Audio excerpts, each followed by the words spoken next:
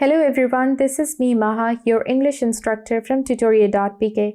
I hope you all are doing good and are in great spirits. In today's video lecture, we are going to discuss book exercise for Unit 12, जिसका नाम है Population Growth and World Food Supplies. Let's start the discussion of book exercise by discussing internal questions first.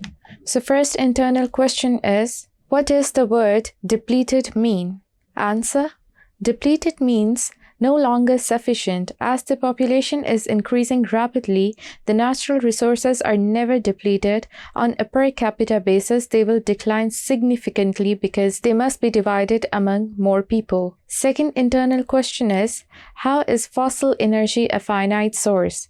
Answer: fossil energy is obtained from fossil fuel, which is obtained from the dead organisms that are found in Earth's crust. As the population is increasing day by day, nearly 80% of the world's fossil energy is being used by the developed countries. A limited number of living organisms were turned into fossil.